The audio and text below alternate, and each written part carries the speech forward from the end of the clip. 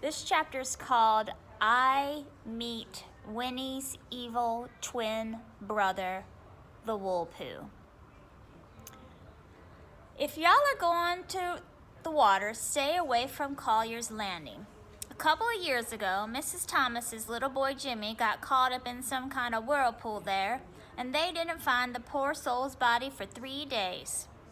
I'd only half listened to what Grandma Sands had said, and now me and Joey and Byron were standing at the sign with the arrows that pointed in 2 directions. The one pointing to the left said public swimming, and the other one pointing to the right looked like it had been on the post for 1,000,000 years. But if you got close to it, you could read, warning, no trespassing, no swimming, no public entry. Signed, Joe Collier. Oh man, Collier's Landing, I said. Let's go. I knew Joey wouldn't like this, but I figured me and Bi could talk her into coming and not snitching. Joey said, Kenny, you heard what Grandma Sands told about that little boy getting lost in the water. What was that thing she said that got him? Daddy Cool said, didn't you hear what she said, Joey? She said he got caught by the Woolpoo. Is that a fish? Joey asked. You know who Winnie the Pooh is, don't you? Me and Joey both nodded. Well, the Woolpoo is Winnie's evil twin brother. Don't no one ever write about him because they don't want to scare y'all kids. What he does is he hides under the water and snatches stupid kids down with him. But Bi figured that dumb story was enough to scare me off, and he started walking in the direction of public swimming. If Kenny wants to take his stupid little behind down there and get snatched, let him. Bi grabbed Joey's hand and started pulling her along with him, but she skidded her feet in the dirt. But Byron, what if the Woolpoo comes down to where we're going? Can't he swim down there and get people too? Nah, Joey, the Woolpoo don't come on public beaches. He just grabs folks that are too stingy to let peons come on their land, like this Collier guy. Who could understand Byron? Here was a chance for another fantastic adventure, and he was going in the wrong direction. Something was wrong with him. If he was in Flint and you told him not to do something, he'd go right in and do it. But now he was acting real dull and square. Maybe it was the heat. Maybe just like it had sucked all the energy out of me, it had sucked all the meanness and fun out of Byron. What you gonna do, punk? Byron shouted over his shoulder. Joey yelled, come on, Kenny, you know what Grandma Sands said. I couldn't believe it. I really wanted to go see where some kid drowned, and now Bi was choosing this time to do what a grown-up told him. Aw, man, I'm going to Collier's Landing, Byron shrugged. Have fun. I shouted, what's wrong with you? When are you going to start acting like you normally do? What would Buffhead say if he saw you acting like this? Byron flipped me double middle finger signs and another finger sign I'd never seen before and said, just keep your stupid little butt out of the water. Forget you, I'm going. They kept walking. I'm not playing. Joey waved. I'm going to Collier's Landing. And they were gone. I looked in the direction that the warning sign was pointing and started to get a little nervous. I turned and started to follow Joey and Byron, but decided I really was going to go to Collier's Landing. Maybe Byron was getting sick of having more fantastic fun adventures, but I figured I was getting old enough to have some myself. You're a couple jive squares, I shouted, then walked off the way the warning sign pointed. Byron must have thought I was stupid. Who ever heard of something called a Woolpoo? I wasn't sure what the lie was, but I knew Byron had made that junk up. Besides, if Winnie the Pooh had an evil twin brother, it seemed like I would have read about it somewhere.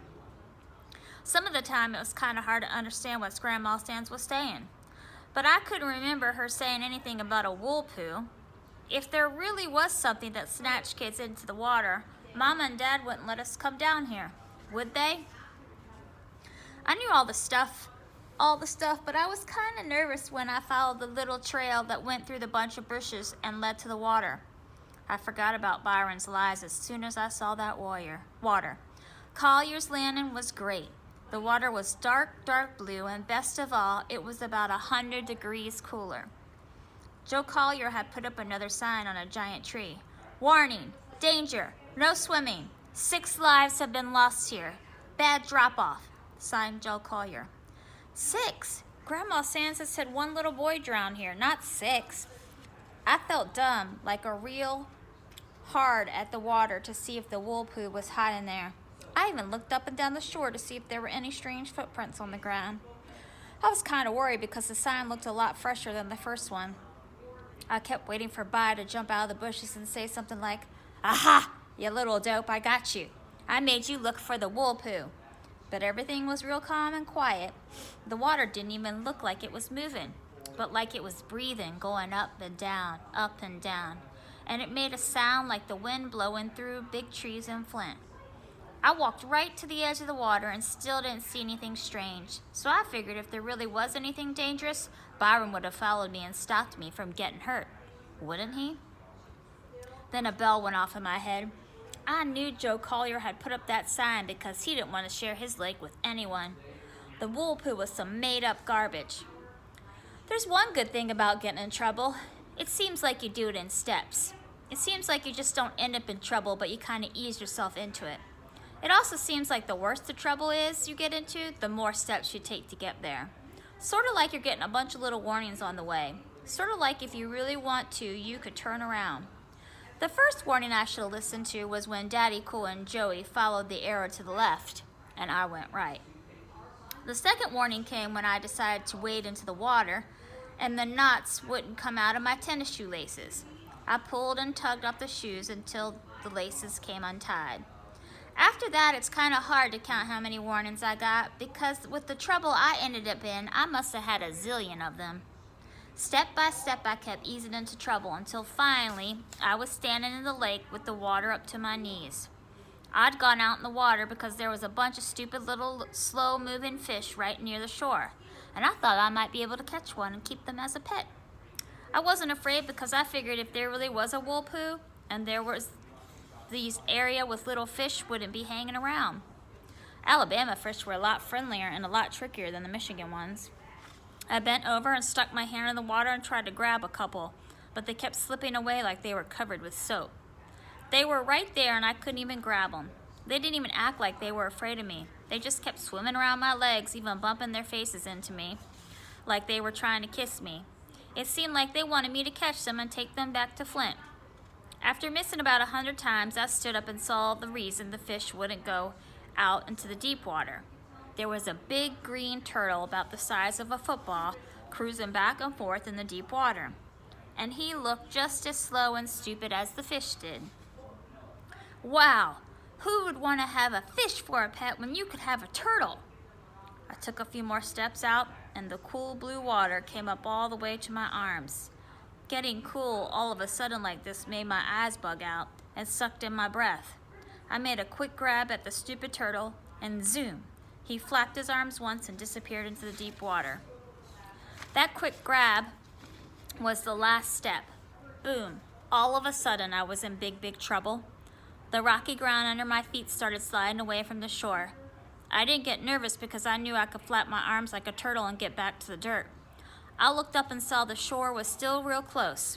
I flapped my arms and nothing happened. I stayed in the same spot. Then the rocks under my feet were gone, and I was kicking in the water. With the tips of my toes, I could still brush some of the rocks, but they were all slipping and sliding away from shore. I pushed away to try to swim back, and my head bobbed under the water. All the sound and light in Alabama disappeared because my eyes automatically shut, and it seemed like my ears were stuffed with cotton. I got a mouthful of water, but my head came right back up. I laughed because I was spitting and batooing a mile a minute when my head popped out of the water. But the laughing stopped real quick when I tried swimming again, and my head went back under. That's when I got real scared. I'd seen enough cartoons to know that when your head goes down 3 times, it doesn't come back again. I knew if I went down one more time, I was dead as a donut. My eyes looked at the shore, where my shoes were sitting safe on some rocks. Oh man, I said to myself, I wish I had a magic lamp so I could make a genie make me where my shoes were and they be where I am. That was the last thing I thought about before I found out that Grandma Sands and Byron and Joe Collier weren't lying at all. That was the last thing I thought about before I found out that the wool poo was real and big and mean and horrible, and that he didn't care at all about dragging kids out into the water. I'd never been ever this scared in my life. I hollered out, "Mama!" My arms were punching the water like it was a person, and my legs were going a mile a minute trying to get back to shore. But now even my toes couldn't find anything to touch. "Okay, Kenny," I said to myself. "You know you're going to be all right. Just get real calm and swim back to land. When you count to 3, just go back to your shoes." I stopped kicking for a second and said, 1, 2, 3. Then I gave my arms one more flap to go back to shore, and down I went again. My head went under for a 3rd time, and I knew I'd never come back again.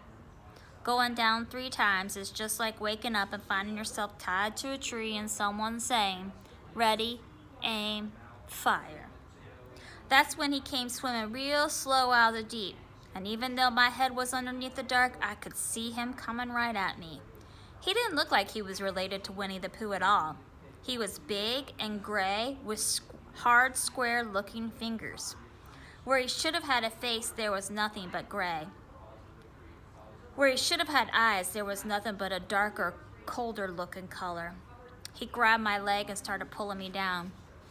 I kicked and scratched at him, but he was just too strong. It seemed like he didn't even feel my punches. My head felt like it was going to explode. I didn't think I could hold my breath for another second. I was feeling real scared and dizzy from holding my breath this long.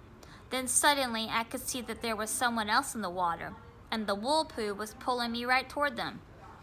It was a little girl, and she had on a real pretty blue dress and big yellow wings and something tied around her head. When the wool poo pulled me closer, I could see that it was a little angel. And wait a minute. I could see that the little angel was Joetta, the one like Mrs. Davison had given her. Joetta had wings and a halo. Her face was real calm, but she was pointing straight up like there was something real important I should look at.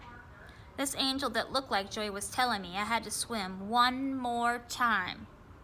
This was really scary. I knew it wasn't a good sign when you started seeing angels, so I kicked and flapped my arms and started going toward the sky.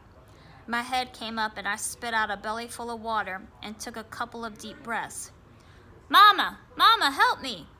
But the wool poo wasn't through with me. I felt his hard hand go around my ankle, and I went down a 4th time.